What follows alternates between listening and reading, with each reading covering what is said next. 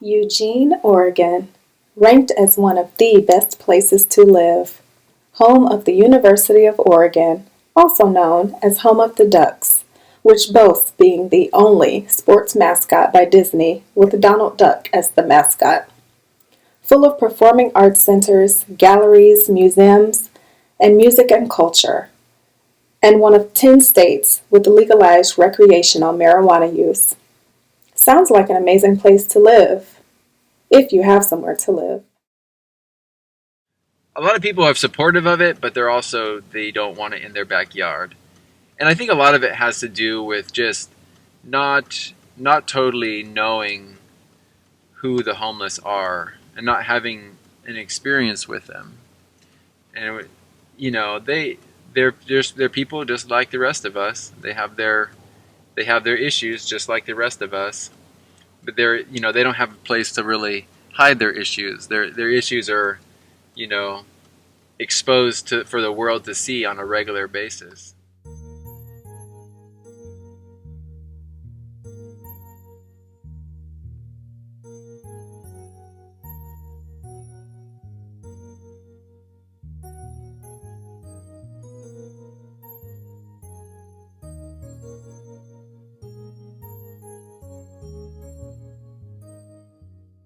So, our organization, Community Supported Shelters, we run three safe spot communities. One of them is that we build the Conestoga huts, which is a micro shelter. It can be taken apart, put back together, taken apart again, refurbished, put back together, and it's in the shape of like a covered wagon. That's what we started off doing, and then we realized that the problem was much greater than we were going to be handled just by placing these Conestoga huts. Because originally we were just placing them behind churches and businesses that would sign up for what's called the overnight overnight camping program. And there's an ordinance here in Eugene that allows businesses or people who just own property to house a few people who are either sleeping in their car, or they can place a Conestoga hut there and people can live in those. And the ordinance is a key part in making that program work, and the other program that we do, which is called the Safe Spot Community Program. The Safe Spot Community Program runs on what's called the Rest Stop Ordinance, and it's an amendment to the car camping or the overnight camping ordinance. I'm talking a lot about ordinances here because it's the ordinances that have allowed us to be very innovative in Eugene with how we create spaces for people who don't have space to live temporarily, at least, or long term. I went to visit the Expressway Safe Spot. That's where I met Athena, the residential cat. She was in charge of ridding the property of all of the rats and rodents. She is great at her job and never misses a meal. This is this camp is much more of like a simple design compared to some of our other camps, and that's because we wanted to be able to increase our capacity without having to save up a bunch of money first to be able to build a bunch of infrastructure. Okay, that makes sense. And so basically, what it is it's tent platforms to keep the tents off the ground, and then just two T-posts in the ground with a 2x4 across, and then you can string a tarp over the tent so it's not getting beat by the rain and beat by the sun. Right. And for a lot of people, that's really, it's a very helpful step. And where some of the other organizations go wrong out in the world is they feel like they need to save up $30 million before they can build housing, when with $20,000 they can set up and run a camp for a year, to be able to just make some progress, give people stability. That's what we're trying to do, is give people stability and give them the opportunity to build community with one another. Not by any means clean, but you're welcome to come take a look. Gravel paths are very important. Why? Otherwise, you're in this climate, you're in a bunch of muck. Oh, The okay. first 12 inches of soil is clay. So this is where you sleep. Yeah. Now, how long have you lived here? I've been here since December. This is my second winter in my trailer. I've been on the street now for about 2 years. Meet Kyle. After a series of unfortunate circumstances, he landed in Eugene, Oregon, where he now resides. He is in search of work and a way to get back on his feet. So I'm from California originally. And while I was there, I was staying with a friend of mine who was a senior when I was a freshman in high school, so there's a few years between us. Mm-hmm. And she ended up selling her home. And so at that point, I decided to move on. And there was a friend of mine in Sweet Home, Oregon, which is about an hour away. And he coerced me into coming out and seeing if we could cohabitate together because he's into almost like survivalist stuff, you know, get off the land and, you know, live off the land and that kind of stuff. And so I was like, I'm into that too. And so I said, all right, I'll come out and you know, see if we can live together. And you know, if that's going to work, then we'll start saving money and putting, you know, towards buying a piece of property. And it turned out that he was more walk than talk. My height, almost 400 pounds, didn't really get around too well, and so I just decided at that point that I would just focus on my goals rather than his. And at the same time, I met a gal who lived in Monroe, which is about a half hour from here, and we started dating. Okay. His home makes this place look like a museum. So, like, I could see out into the front yard through the front wall. So it was really disgusting, black mold everywhere, like the whole nine. Okay. So when the gal I was dating offered to let me live with her, I took her up on it. And at the time I was only working part-time retail, and she had a housekeeping business, so she hired me to help with the housekeeping business in the hopes that someday she could sell it and start a bed and breakfast and a farm, which is something that I want to do. I want to be farming. So I was like, this ties in perfectly, you know, everything is great. And then the entire thing went to pot and it got super toxic. And I ended up leaving with no job, no car, no license, and no income. And to this day, it's actually the best decision I ever made because the psychological stuff that was going on, it put me in a really dark place. And it's much better for me to be on the street dealing with what I have to deal with daily than having to deal with that daily. So the past 2 years, I've been trying to find steady enough work to get money saved to get my license back so that I have a vehicle and then build momentum from there. And I haven't found anything out there that's willing to work with me. Even Taco Bell and Domino's and stuff like that, it's like nothing's happening. So, you know, I'm collecting bottles and cans for cigarettes daily and, you know, trying to do what little I can. But, you know, I mean, I have ingenuity. I built that. I built this. I mean, it's not like I'm incapable. It's just I have no help. You know, there's no family that's willing to help me. There's no friends that can help me who want. It's like the people that want to help can't. People that can help don't want to help. So I'm basically stuck. You know, I mean, I'm just trying to make it. You know, trying to get things going. And every day that, like today, I'm on gate duty, so I'm here. But any day that I'm not here, I'm out looking for cans or bottles, or looking for now hiring signs, or anything I can find on the side of the road that I can turn into something else and sell. I mean, every day is a grind to try and get out of this hole. So when you say jobs won't work with you, what do you mean? I have PTSD and social anxiety. Okay. When we go into the day room, I'll introduce you to my service dog. But there's 3 things that are holding me back in this town. One, believe it or not, even though it's a legal state, nobody will hire somebody without passing a UA. And since I use cannabis as my medication rather than Xanax, I don't trust pharmaceutical companies and their agenda. It's another rant for another day. But the punchline is, I would rather use something natural to help me with my issues. It's been working, so I don't feel like it's somebody with a drinking problem or something. Like I medicate. I don't get intoxicated, so I'm always lucid. I'm always clear-minded, but I medicate. A lot of places won't even consider you if you use cannabis. I also have a service dog, so to be able to find work with him, nobody will accommodate me. And it's not that they won't accommodate me. It's that my background is in things like retail or restaurants or construction or warehouses, all of which it's either a safety violation or it's a health code violation. So it's not like they won't work with me, but they can't. that also don't have a license or a car. I've seen ads on Craigslist for receptionists who sit at that desk all day long, and they require a valid license and a good driving record and a vehicle to be able to even apply. What do you do? You know, what do you do? So, you know, but if I can't even find a job at Taco Bell, kind of messes with the self-esteem, you know? Yeah. So, it is what it is.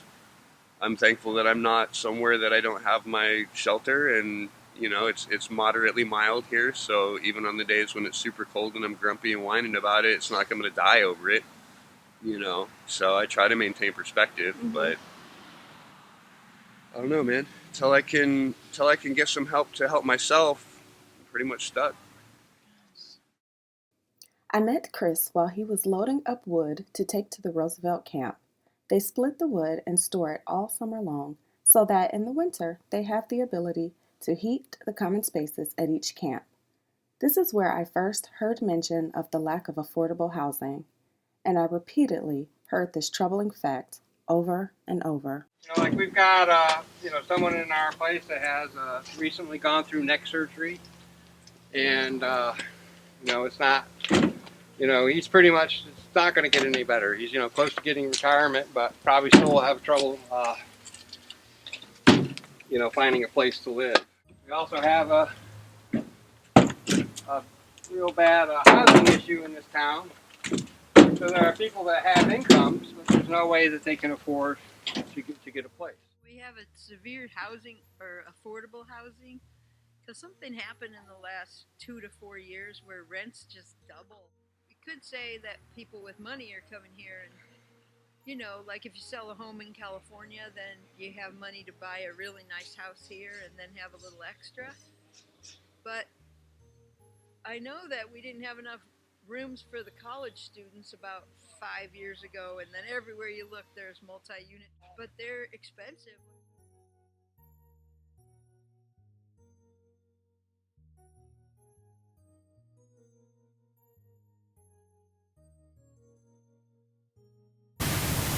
We're finding that here as a transitional village, like there's just not enough affordable housing for folks to transition into. People recently that have got housing the last 3 to 4 years, and rent was like $450, and now it's almost $650. Yeah. And they're living off disability, and that's really hard for them to adjust to almost having no money to buy anything with. So that's one of the main problems here in Eugene is the high cost of acquiring a place.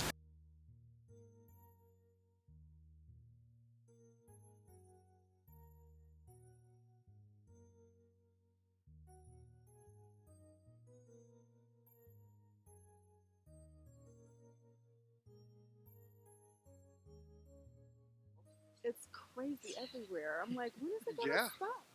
I know. don't. Because pay doesn't go up. It does. It's not matching. We That's gotta what look at our happened to me. You can't work any harder. Like I couldn't work any harder. I was borrowing. Hey, I'll clean your house if you pay my electric bill. And so everything was paying it forward, not in the good way. And I just said, I'm not going to do this anymore. And here I am. Wow. Still working hard every day, though. Everybody works. Even if you're on Social Security disability or Social Security income, or you work full-time or you have nothing, everybody works because you need money.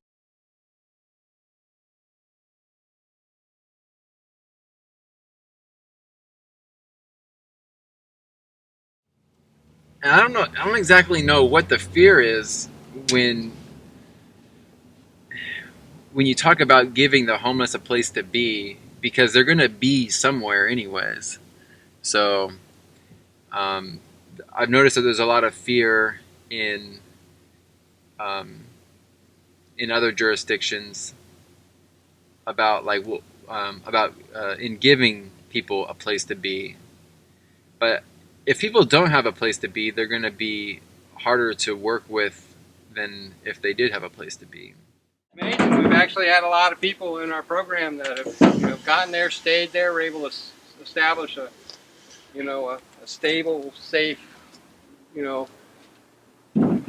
living situation for themselves, but then we're able to, like, you know, graduate out of that into a house and get into housing programs. How difficult is it to transition, I guess, someone to housing or find housing In for Eugene, them? Yeah. it's hard. Very hard, but you have to be dedicated. You know, you can't just like, oh, I want to get housing and just that's it. You got to actually go out and find services, find a caseworker that'll work with you, and actually work with the caseworker and have the caseworker with you, and then it comes out they get housed. Or get a job. We Yes. have 3 people that are working here, What- including us, not including us. So 5 people out of 11 that are actively working. Okay. One of the guys just got a job yesterday as a dishwasher, and he's just so happy.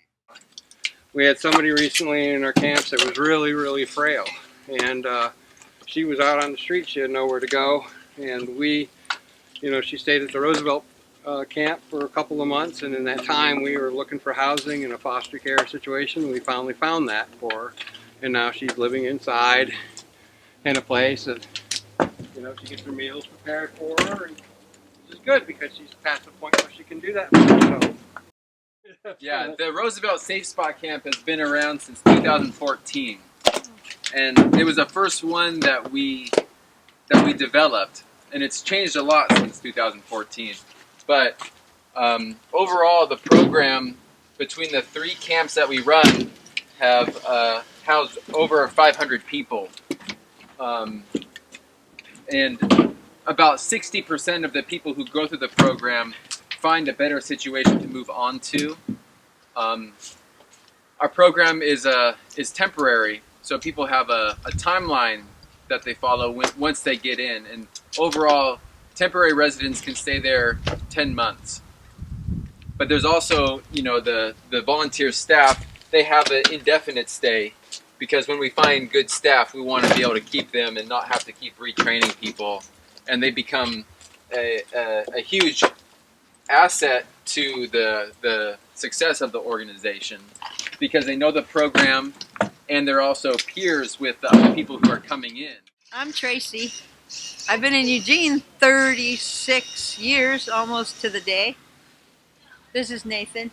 I'm Nathan. We're co-managers of this place. Been at it 5 years plus. Wow. Yes. We used to be in tents on platforms, and now, since we're in South Eugene, we have huts. I've been in town for about 6 years. Wow. Yeah. Native Oregonian. Born and raised in Oregon, so yeah. So how did you guys find yourselves here? Good question. Well, first she found me. And then he's rowdy, so they wanted to have him stay busy somewhere, so we got a rest stop. So yeah, Nathan had a protest camp. He rolled into town and pretty much took over running an unhoused camp called Boven. And it turns out it was a really rough winter, and so people stayed alive because of Boven, and the unhoused activists came out in droves and helped.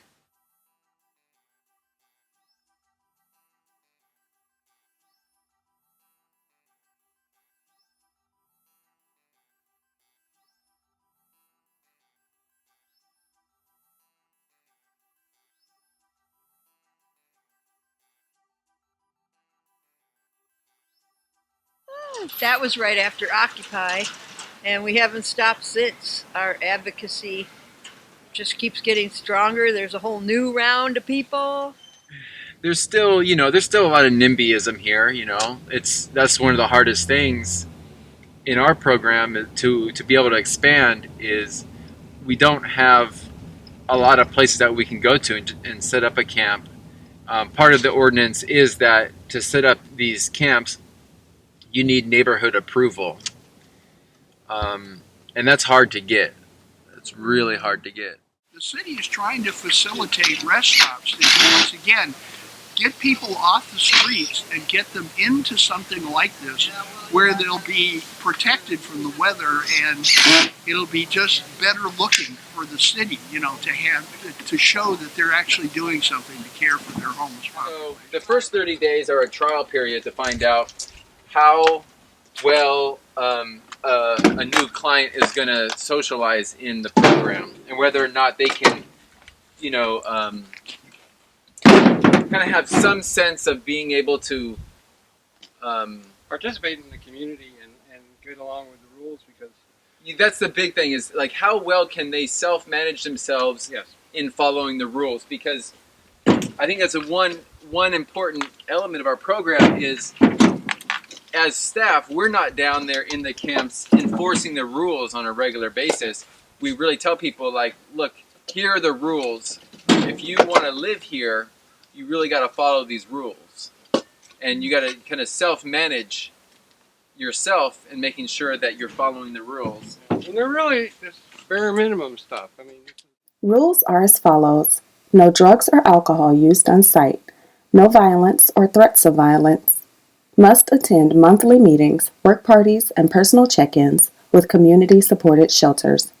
Participants must also hold a volunteer task or role within the Safe Spots communities.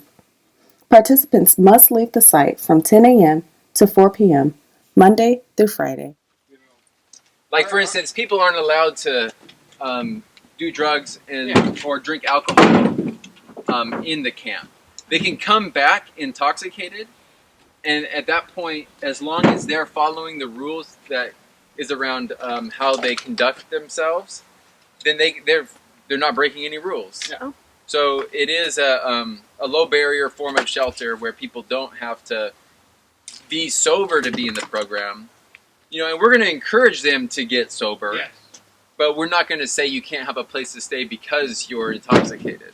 If their behavior is out of line and they're threatening people, for instance, Yeah. then they're not being asked to leave because of the intoxication. They're being asked to leave because of the behavior that came along with it. And a lot of the times what we see is people feel empowered in that situation, and they actually make an effort to get sober because they value the community that they're living in. Client who was chronically homeless for 10 years, who, when they came to our program, he was very, very rough, and but through going, being part of our program, he didn't really go through. He's just part of our program. He actually took on a volunteer staff role, and he cut back on his drinking, and he just started to clean himself up. And we didn't tell him to clean himself up. He just became more dignified. And so he cleaned himself up because he had the stability to do so. So where we're going down here, this is the expressway safe spot. You see, we get kind of the most undesirable pieces of land. Say we have the tracks right here, and then not 20 yards away is our camp. Oh. But we'll take whatever we can get.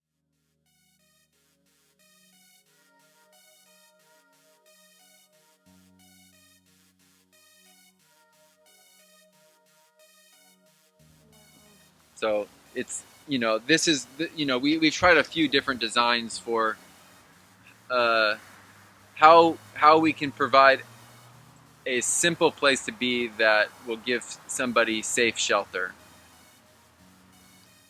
So this is the community kitchen. Everyone can use this. Yeah, everybody can use this, and we've set it up to where every camp has a source of running water. You were able to tie into the city water here. And then we're working on getting hot water in all of the camps right now too. So they have a place to go to the bathroom, they have a place to sleep, and then they have trash service. And that's all elements of the overnight parking program that are required. A lot of people come into our program from word of mouth, which is, I would say, it's the best way for people on the streets to hear about our program is through word of mouth. Or they hear about it from other social services that they're engaged with. And I like to think of our organization as sort of we serve the people that don't have a place to be, but we also serve the social service agencies that have clients that don't have a place to be, because those social service agencies, they need to know where their client is. They need to be able to get a hold of them. The clients that, can't, for whatever reason, or won't engage the traditional, more conventional types of homeless shelter, have had to, for a long time, fend for themselves on how they get their needs met for shelter. Our program offers an alternative to this. So then social services have a more, probably higher success rate in helping to serve those clients move on in their life. These are the walls. These are the floors over there. Mostly Skip works on the walls. He's just he's finishing up some stuff that some volunteers left for us to do. And then we also provide these beds here. And then Skip is our one paid hut builder, and then we have a project coordinator. So basically it's a 2-employee shop, but then there's probably like 15 volunteers that come in and help out to do stuff. Yeah. How do you find the volunteers? They find us. I mean, when we started off, we got a lot of press in the paper, and people were interested, and we had a few hut build trainings, really early on, and people just love putting together the structure. The way I designed it is to be kind of like that anybody could participate in the building of it. So once it gets out of the shop, like Skip does kind of the more specialty stuff that you couldn't really give to volunteers. But then you have those components I just showed you, like the walls, the floors, and the decks, and those just get put together with screws, basically. And so people without much construction experience can have the experience of putting together a shelter that's going to house 1 or 2 people. How many man hours? Like 50? That sounds about right. 50 man hours.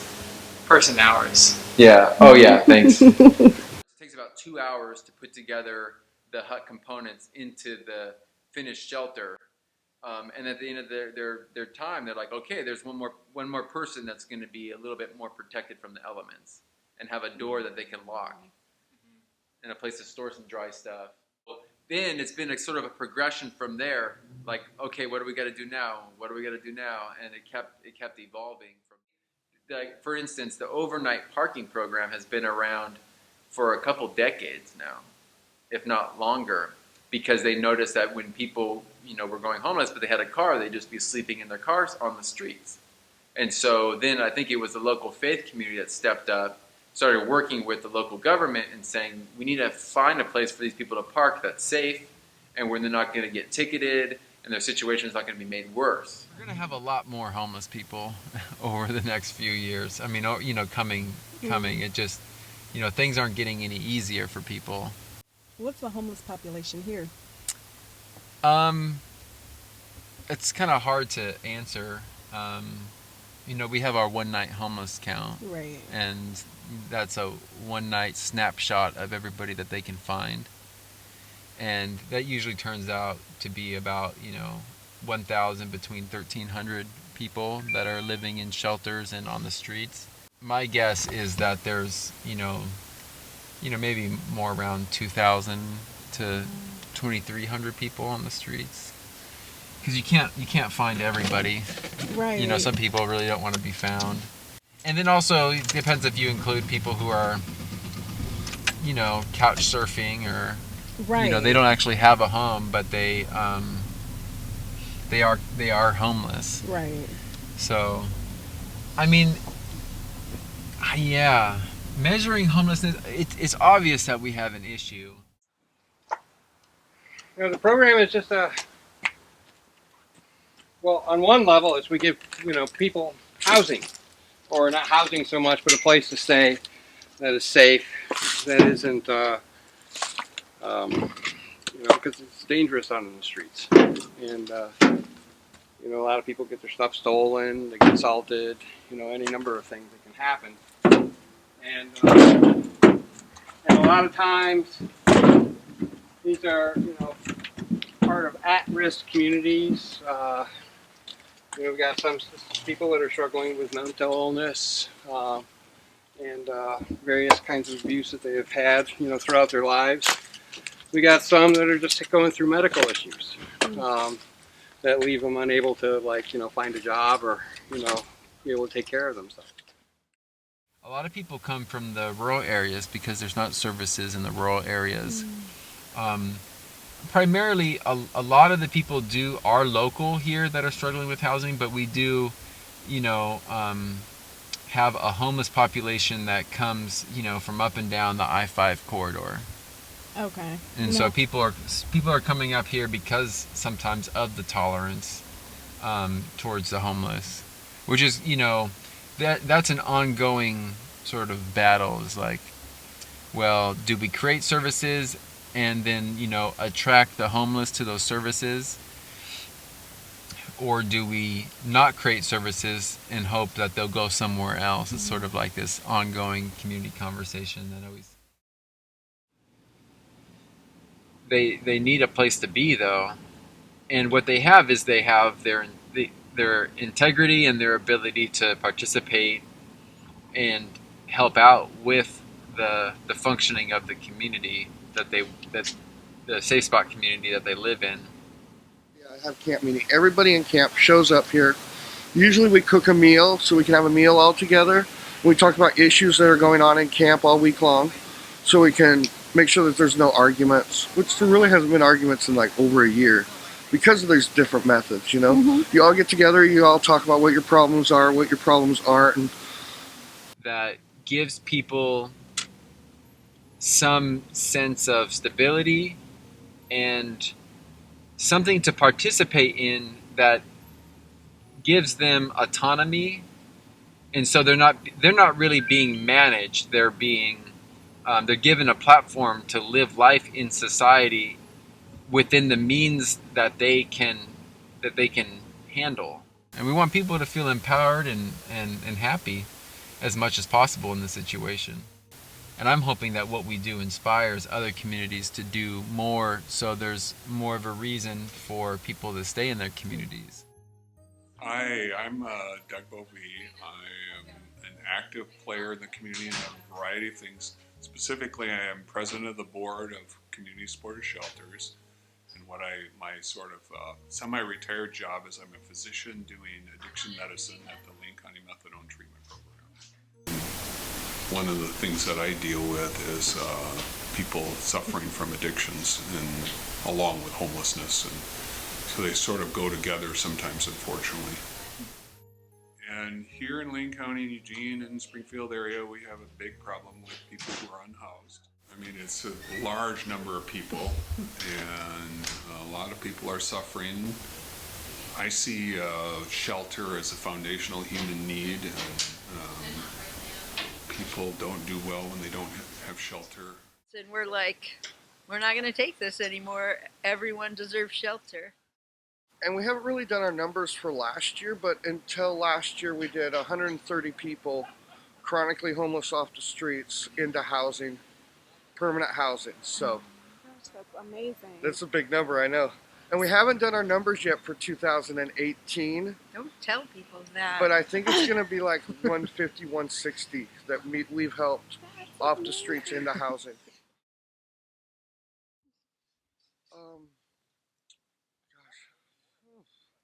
Meet Nathan. He found himself homeless and has since played an integral role in the advocacy of the homeless in Eugene. His passion for the homeless knows no boundaries. So I was managing a vineyard, Madrona Hills Vineyard, for Mikey Jones. And I found out the accountant wasn't paying all my child support. So I lost my driver's license at a certain amount. I think it was like $16,000 of child support. So when I lost my driver's license, I lost my distributor's license for wine and liquors. And so I couldn't be on his insurance, so he had to fire me and let me go. And so me and my second wife became homeless on the streets. And through that, I figured out that she was more of an alcoholic than I was. So we kind of split up. And I hit the road. I camped up and down 101 on the coast for many months. I went to Portland. I went to Astoria, Newport. I settled back in Salem, where I was born and kind of raised outside of Salem in Willamina, Oregon. And I kind of got bored there. Like, I had my own little encampment out in the woods. Me and my two buddies did, and we helped a lot of the teenage kids that were foster kids, and a lot of parents that hurt their kids. We helped those kind of kids. So we got kind of bored with it and stuff, and a lot of different things were happening. I started getting a title that I was a marijuana salesperson on the streets, which I, did. But so we had to move. So we came. Originally, me and my buddy's story was we were going to go down to Crater Lake for the winter because we're all Boy Scouts and we're all survivalists. Okay. And we stopped here in Eugene, and this protest camp was happening, and I really loved all the people in there and the beautifulness. And so I camped, and then I noticed that the leader that they had named Tin Man was using methamphetamines, and I'm clean and sober. I'm a recovering addict, so me and him had our differences, and I kicked him out of the camp, and I took over, and I started the protest in a whole different dimension, and that's how me and Tracy met. She's seen me on TV. She's seen people that were in the camp on public TV, and she's like, I gotta go there. So I did this walk to Salem and back for awareness on homelessness in Eugene to the capital in Salem, and Tracy was there. That was the first time I remember ever hugging her and getting to know Tracy. And then actually, after they closed down the camp, me and Tracy became real close friends, and about 6 months later we became partners. Me and Tracy belong to a group called Ward 9. So in this town there's only 8 wards, and our ward is Ward 9. We're homeless individuals, and we want to make our own ward because we're everywhere in this town, homeless people are everywhere. And we want to help empower homeless people to stand up for their rights. And so they learn legal observation, they learn how to use cameras, take pictures of cops doing certain things, and just make things aware. Like let the cops know that they're being recorded and they are accountable for what they're doing. The cops can be pretty ruthless. I've had cops in this town actually treat me pretty rudely about just being homeless and wanting to help the homeless.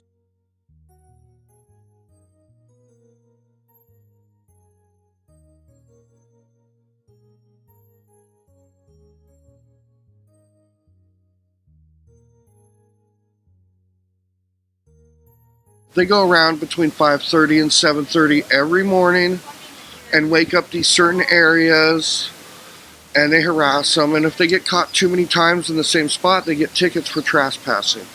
And see, that's where my issue comes in, because I protest for the rights for the homeless, because we should all be treated equally. So right now in Eugene, Oregon, we're having an issue with city council wanting to ban not the panhandling, the compassionate person giving to the panhandler. And it's a fine ticket for the compassionate person in the car giving to the panhandler. So they're not making it illegal to panhandle, they're making it illegal to be compassionate and help. Yes. And it's a $250 ticket. So they're meeting to decide whether or not to actually pass this? This is tonight at 7 o'clock, yes. We're going to be at it.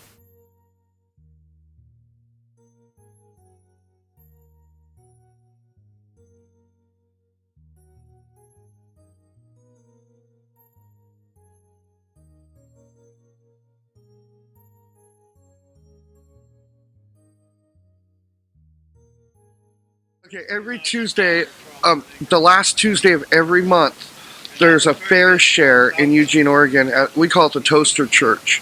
And it starts about 2 o'clock in the afternoon. I get there at 1 o'clock because I volunteer there. And I help set up tables. So any extra donations that we get at our camp, I take there and set out for people to have and stuff. And a lot of times it's clothes, socks, a lot of socks. I'm all about promoting sock use, better socks. Instead of cotton, I promote getting wool socks, winter socks. So, and fair shares for all the homeless in Eugene to come to on this day, and they get new clothes, amazing clothes, and they get fed real nice, and there's raffles so they can get backpacks and sleeping bags and tents. And it was awesome because this last year on Christmas was on Tuesday, the last Tuesday of the month. So it was like all the homeless, like times when we're like, usually they're hiding out, trying to not be busted by the cops, and they got to come and be a community of homeless people. It was just so amazing, just all the, not one fight, not one argument.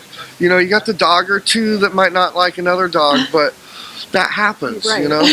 But it was just so beautiful to see over 200, 300 homeless people on Christmas Day getting fed, getting new clothes. I took hot chocolate because I go to Costco and I bought 2 big boxes of hot chocolate. Everybody just loves hot chocolate, you know. That's So yeah, amazing. and I donated a whole bunch of oranges and tangerines because I got people that give them to us to donate, and then I donate them back to other places. Yeah. You go down and get our link. Okay, we've got another 4 or 5. This is like the outside ceiling. Oh, okay. It's like the roof of the whole thing. Oh. They do the back part and the front porch, and they put this one on the middle. Yeah, we're almost there. Close enough. It's all waterproof. It's like that 10 years warranty on it. All right. Still got it. Still got it. What's that? Does it have a 10-year warranty on that plastic? 30 years. 30 years. 30-year roof. That is amazing. Yeah, we got away from these windows because the dirt screen gets out. So one of the things that happened with this group of people that are in this camp, where the camp was previous to here, we had built platforms, wood platforms with 4x4 legs on bricks, on concrete bricks, to get the platforms up off the ground, because having a tent, even if you put it on tarp and put it on the ground, the moisture and cold is still going to come up from the ground. Right. So getting the platforms, the wood platforms, up off the ground, the concept here also of getting these things up off the ground. Then what we did is we took PVC piping, just as they have on the front of this. We took PVC piping and put a bunch of them over the platform and covered it with plastic, and then had the tents inside the plastic covering. And that was kind of our first concept of getting people not only in their tents, but their tents protected. Their tents protected from the wind, their tents protected from the rain, just a little more shelter for everyone, a little more privacy. And then Erik Buhr, of course, came up with the concept of the Conestoga hut, which is, here again, another step up from the tent situation that we had previously. And this one of the great benefits of the Conestoga huts is it has a locking door. So one of the problems that a lot of homeless people or unhoused people have is protecting what they own. If you're in a tent, you can't leave your tent and go somewhere for the day, because someone will come and take the stuff out of your tent. So once again, the Conestoga hut with a locking door allows you to keep your possessions guarded and safe while you go and look for work or go do other things. So the Conestoga hut, and plus it's wind resistant, rain resistant. It's just more of a shelter for people that are unhoused. So here again, it's a step up from tents, and hopefully we can get people to accept this type of concept in their neighborhoods, just as we've done here. We're in primarily a neighborhood here, and the neighborhood's been very accepting of us, because it's a much nicer looking type of thing than a tent. It doesn't necessarily look like people are camping. This looks more permanent, it looks more closer to a real house. So I think neighbors and people are much more accepting of the Conestoga. I was at one of those other camps when we were behind mental health. Meet Denny, 63 years old. Her husband brought her to Eugene and abandoned her, but she found friends and safety at a Eugene rest stop. And I was able to save for a vehicle. I bought me a vehicle, and I had it for about 2.5 years, and it broke down. I let the wrong person work on it, and he didn't get it back together, but in all reality, and I couldn't afford to have it redone, refixed, all the way back to the water pump. I couldn't afford it, so I got rid of it. Now I'm saving for another vehicle, because I am a rubber tramp. I like having my own independence. But anyway, so I was broken down over there, and I called then Tracy, and I told him my story. Can I stay over here, with you guys? No problem, And I said, what was I thinking? So I moved in. I've been here about 5 months. I was thinking something else that I really wanted to say. Where are you from? California. I've been here for about 11 years. I love it. I love Eugene, Oregon. This spot, this location is a really good location. You know, it's giving me the ability to be stable and not worry about having to move every 2 hours. And my ex-husband was staying with friends, so we had a place to live. And we had the van that I came over here in. And so one day we left the trailer court that we were living at, went into the next town, and was just hanging out. And but he told me to get the fuck out. So I said I had enough, right? So he gets out of the van and walks around the corner, and I got in the driver's seat, started it, and took off. Didn't know we were coming here until we got here. Did you know anyone here? No. No, wow. No. And this is wonderful. It's like living in a van, except it's not mobile. Yeah. And yes, it is warm right here. I got lots of blankets and sleeping bag, and I go around and I keep up if there's a leak, you know, not a leak, but airflow. Okay. Yeah. And the door that locks. Yeah. And the door that locks. Yeah. Very good. I'm on SSI. Okay. I'm 63 years old, almost 64. But I'm saving for a vehicle, and hopefully by May I'll have a vehicle. And this is the sad part that I'm going to right now. I just lost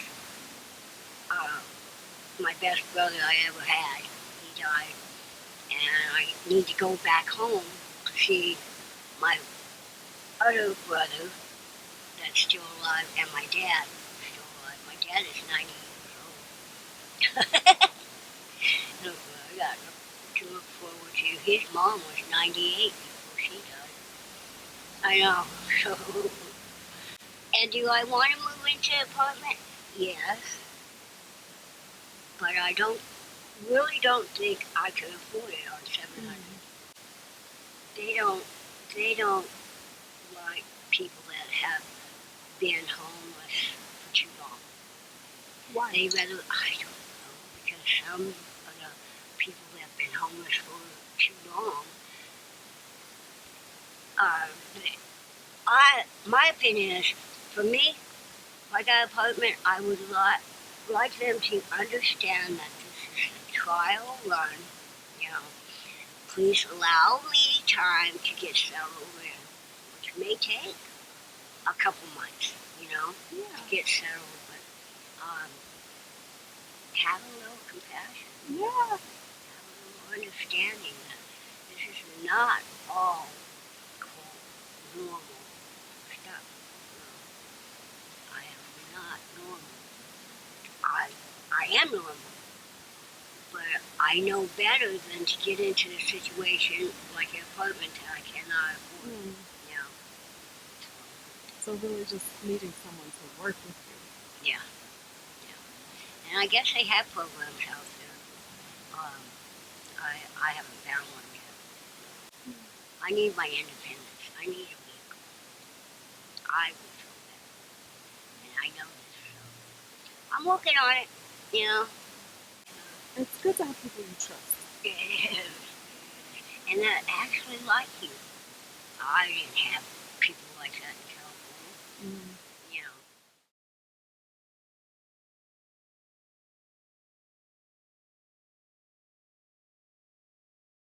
Should I take my hat off? No. My name's James Clapp, Army veteran. I came here about 3 years ago to work in Florence, and that job ended up basically falling through for various reasons that are too long to get involved with right now. And so I had no place to stay. I came here to Eugene, and I got involved with VA housing I had a place for some time, about a year and a half or so, and then I lost that place. And this was my only option other than the mission or the street. And they kind of took me in here at CSS and kind of really felt like, I had a support network, not knowing anyone. And now I feel like they're kind of my family. And I took a job as a staff position here to help out other vets and get their places and move on with their life. So I'm Jeff Albanese, and I'm the program director for SquareOne Villages, and this is our first project, Opportunity Village Eugene, which is a transitional village for folks who are actively looking for more stable accommodations. It grew out of the aftermath of the eviction of the Occupy Eugene encampment. There's, the waiting lists for Section 8 here are like 6 years long, and also I think like a third of people in Lane County who actually get a Section 8 voucher wind up losing it just because they can't find any landlord who will take it. So there was lots of neighborhood opposition and like you can imagine, but we were pretty successful in addressing people's concern, and the conditions for being able to use this space for this purpose is just that we can't make any permanent like infrastructural changes, and all of the structures here have to be like removable, because eventually the city will ask us to relocate somewhere. Hello, I'm Angel Anselme. I'm 30 years clean and sober. Homelessness can happen to anyone. Circumstances, situations, natural disasters, trauma, hurricanes, floods, fires. So it's really a good thing to help the homeless. We cannot be stereotyped. I am very good at encouraging arts and crafts in any individual. And that brings out the natural dopamine, the natural endorphins for people to heal in a good way. Homelessness brings a lot of situational diagnosis, and with the combination of the thinking brain and the creative brain, we can raise people above this.